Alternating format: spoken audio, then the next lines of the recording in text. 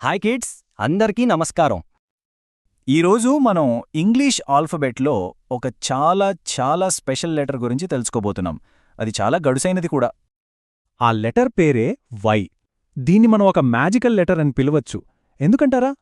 ఎందుకంటే ఇదొక సీక్రెట్ ఏజెంట్లా పనిచేస్తుంది. అంటే పదాన్ని బట్టి తన సౌండ్ని మార్చేస్తూ ఉంటుంది. భలే సరదాగా ఉంది కదూ? అయితే అసలు మ్యాజిక్ ఏంటో తెలుసా? ఈ వైకి ఒకటి కాదు, రెండు కాదు, ఏకంగా 4 రకాల సీక్రెట్ సౌండ్స్ ఉన్నాయట. అవును, మీరు విన్నది నిజమే, 4. మరి ఇంకెందుకు ఆలస్యం? మీరంతా సౌండ్ డిటెక్టివ్స్ అవ్వడానికి రెడీగా ఉన్నారా? పదండి, ఆ 4 రహస్య శబ్దాలను మనం కలిసి కనిపెడదాం.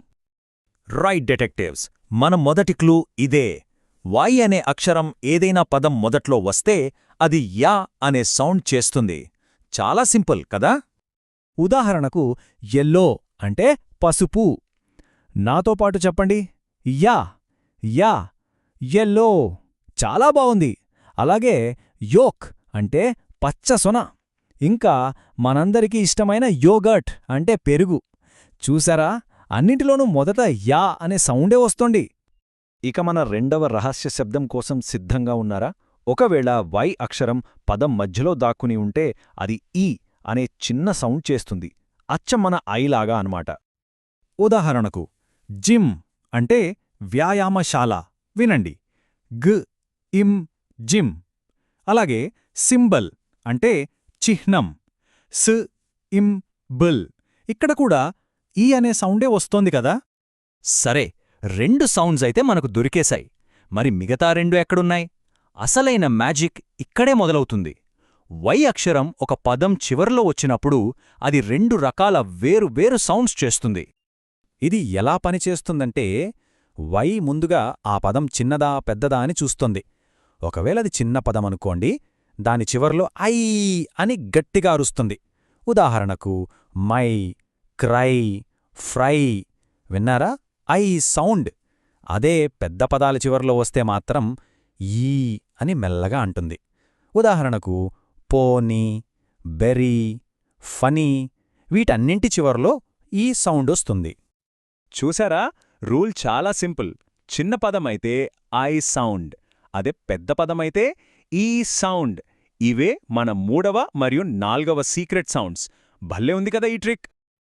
అద్భుతం డిటెక్టివ్స్, 4 శబ్దాలను కనుక్కున్నారు. మీరందరూ సూపర్ స్మార్ట్. ఇప్పుడు మీకోసం ఒక చిన్న గేమ్. ఆడటానికి రెడీనా?